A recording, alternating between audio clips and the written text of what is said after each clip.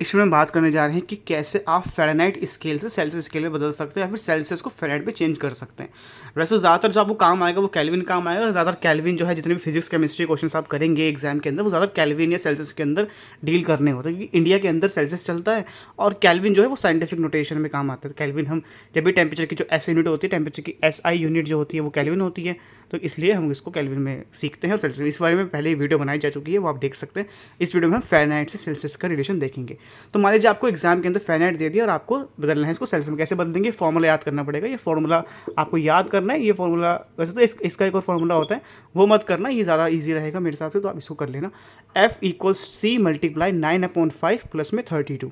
तो 9/5 की जो वैल्यू होती है वो हमारे पास 1.8 होती है, तो यहाँ पे 1.8 भी लिख सकते हैं, आपकी मर्जी है। बाकी फॉर्मूला आप क्वेश्चन करेंगे तो समझ जाएगा फॉर्मूला कैसे लगाना होता है। देखो, सबसे पहले रखना था फ़ारेनहाइट। पहला क्वेश्चन है 0 डिग्री फ़ारेनहाइट को आपको बदलना होगा सेल्सियस में।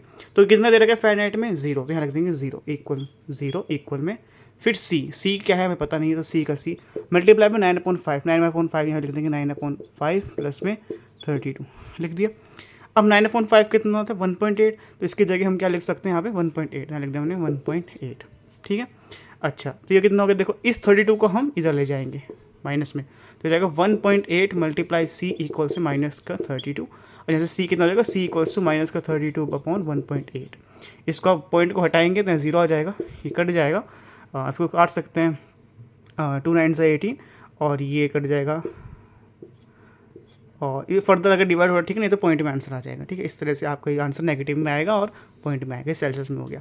अगला है 100 डिग्री फ़ारेनहाइट। मान लो 100 डिग्री फ़ारेनहाइट को चेंज करना था, लेकिन सबसे पहले 100 इक्वल में, क्योंकि सबसे पहले F लिखना होता है। F कितना दे रखा है? 100 लिखा, 100 इक्वल में C × 9/5 प्लस में 32। C हमको नहीं पता, तो यहाँ C लिख देंगे, इंटू में 9/5 को लिखेंगे 1.8 प्लस में 32, यहाँ पे कितना है? 100। इस 32 को हम इधर ले आएंगे, तो ये हो जाएगा 100 माइनस 32 इक्वल्स में C × 1.8। 100 में 32 जाएगा, कितना बचेगा? ये हो जाएगा आपका 68। तो 68 डिवाइड बाई 1.8 इक्वल में C। तो जब इसको आप डिवाइड करके सॉल्व करेंगे, यहाँ पे इसको पॉइंट हटा दीजिएगा, ये 0 हो जाएगा। इसको जब आप सॉल्व करेंगे 680/118 सॉल्व करेंगे तो आपका सेल्सियस आ जाएगा। तो इस तरह से हम सेल्सियस पता करते हैं। अब मान लीजिए सेल्सियस में दे दिया, ये सेल्सियस में है ना, 0 डिग्री सेल्सियस, तो क्या करें? इसी फॉर्मूले फिर से पुट कर देंगे। फॉर्मूला क्या है? फॉर्मूला है F इक्वल्स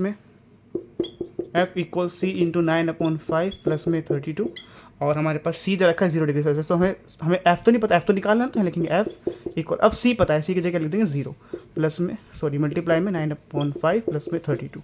अब देखो तो 0 हो जाएगा, ये तो 0 हो गया, तो F इक्वल कितना हो जाएगा? 32। तो यानी कि अगर 0 डिग्री सेल्सियस होगा तो F कितना हो जाएगा?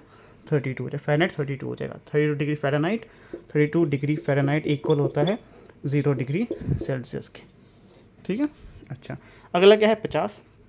अब की बार 50 दे रखा है, तो यहाँ 50 कर देंगे, तो F इक्वल्स टू C कितना है? 50 इंटू में 9/5 प्लस में 32, तो 9 ये 5 से कट जाएगा, देखो 10 हो जाएगा, 10 9 से 90, F इक्वल्स टू 90 प्लस 32 हो जाएगा, F इज इक्वल्स टू 122, तो 122 आ गया। ठीक है, इस तरह से हम यहाँ पे कितना आ गया? 120, यानी कि जो 50 डिग्री सेल्सियस होता है वो बराबर होता है 122 डिग्री फ़ारेनहाइट के। ठीक है, ये हमारा आंसर हो जाएगा। तो इस तरह से हम जो है सेल्सियस से फ़ारेनहाइट सेल्सियस में कन्वर्ट कर सकते हैं। बस आपको इस फॉर्मूले को याद रख लेना है। ठीक है, आई होप ये सब समझ आ गई। कोई डाउट तो कमेंट कीजिएगा। जो नया टॉपिक हो उस बारे में नेक्स्ट में बात करने वाले हैं। Thank you so much.